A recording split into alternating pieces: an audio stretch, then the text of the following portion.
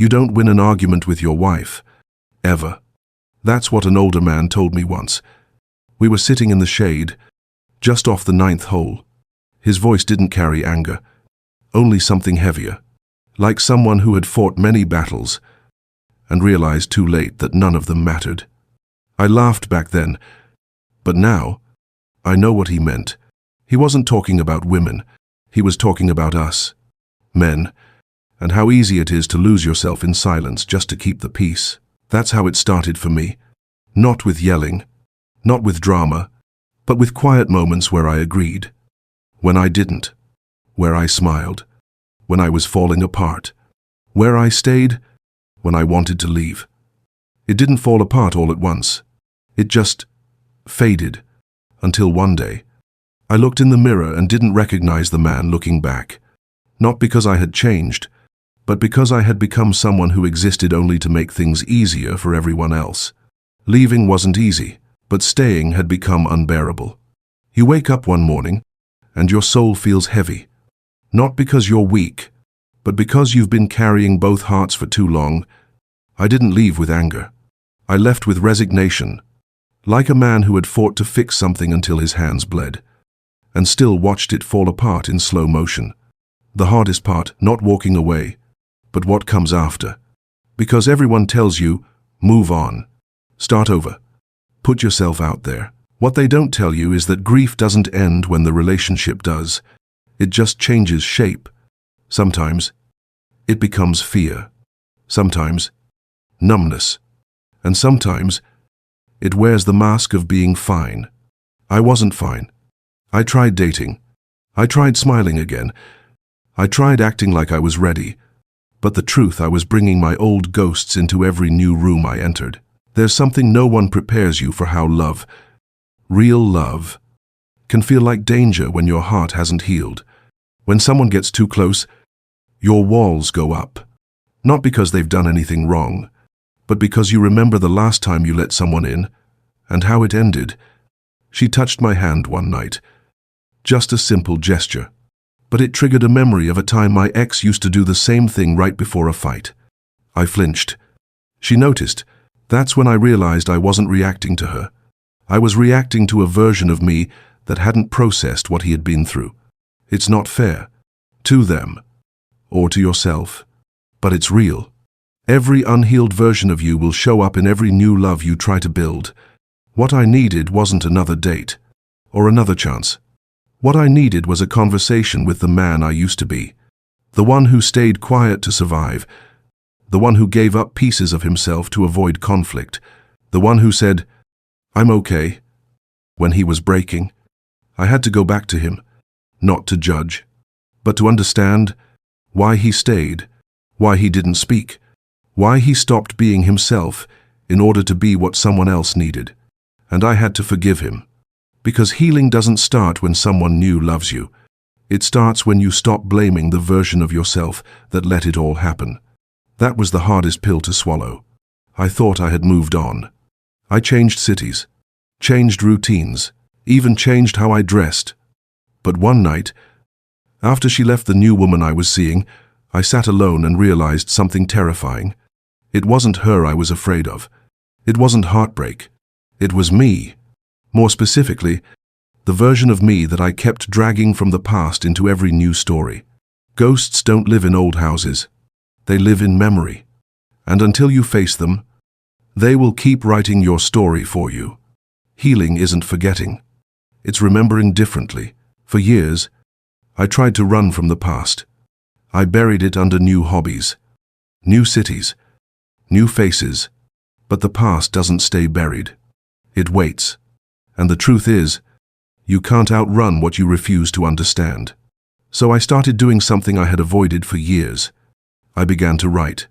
Not to publish, not to share, but to see, to put on paper the moments that shaped me, the words I never said, the nights I couldn't sleep, the versions of myself that no one else ever met. At first, it was painful. Every sentence felt like reopening a wound. But as I kept writing, something shifted. I realized that pain only had power because I had never given it a name. Once you name it, you take some of that power back. You start to see the pattern. You start to understand why you reacted the way you did, why you tolerated what you shouldn't, and why every goodbye felt like proof you were unworthy. But you're not unworthy. You were just uninformed, unaware of the story you were still living in. One night, I read through the pages I'd written, and I saw a pattern that made me stop. Every time something hurt me, I minimized it. Every time someone crossed a line, I rationalized it. Every time I felt alone, I told myself it was fine. That's not love. That's survival. And survival isn't the same as living. It hit me the ghost I was fighting wasn't my ex. It wasn't any woman I'd ever loved. It was me, the man who learned to disappear just to keep things peaceful. The man who thought being calm meant being safe. But calm can be a prison too, because when you silence yourself long enough, you start mistaking peace for absence. And the absence of conflict is not the same as the presence of love. There's a moment in every man's life when he realizes he can't blame anyone else anymore.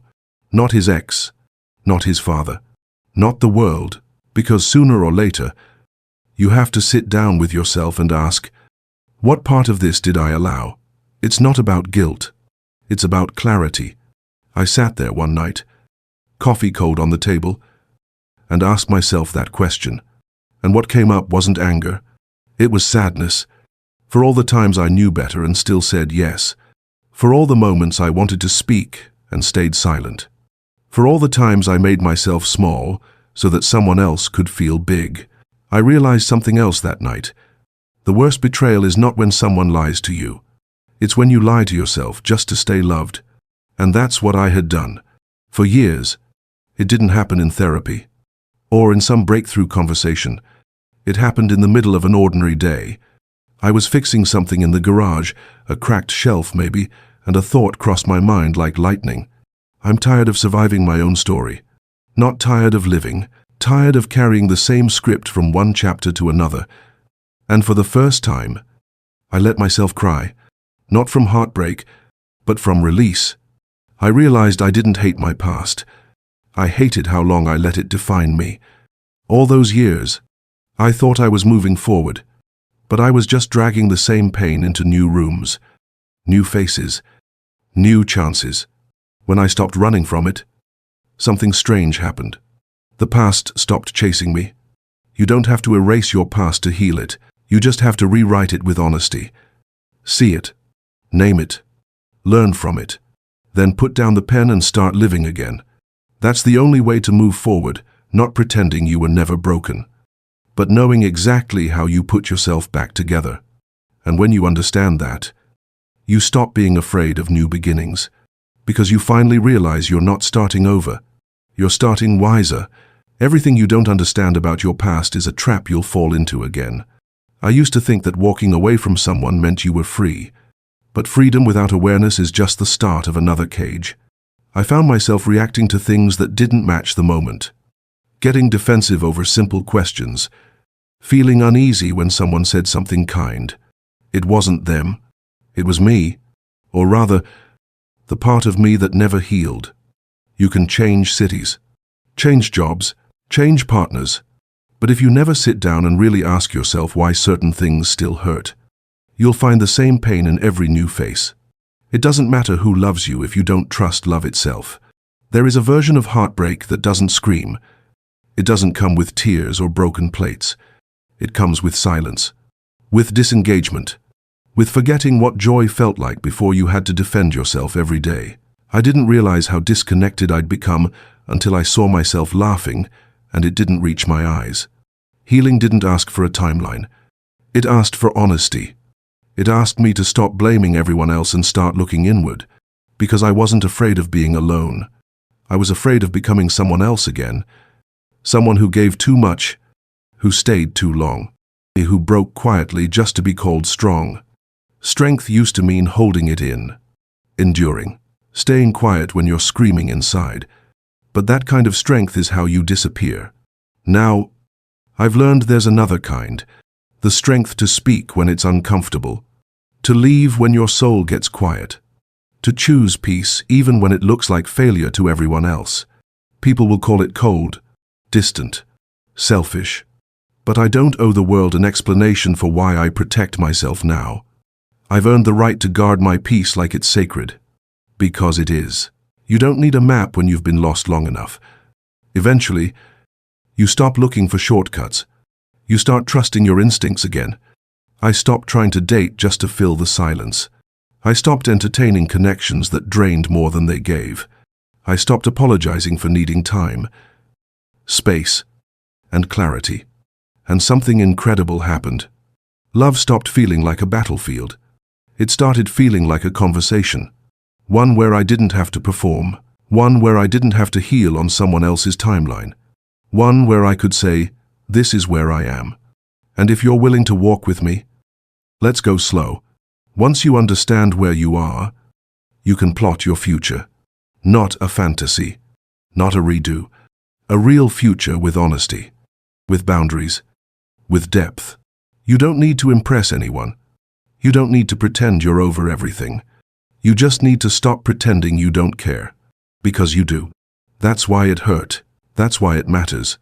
And that's why healing isn't about becoming new. It's about becoming real. I'm not starting over. I'm starting deeper. And if that means some people don't understand me now, that's okay. Because for the first time, I understand myself. And that's the only relationship I needed to rebuild before anything else. If you've ever felt like you disappeared just to survive, if you've ever been afraid to love again because you were still carrying old wounds, then maybe this isn't an ending. Maybe it's just your beginning. Leave a comment. I'm not starting over. I'm starting deeper.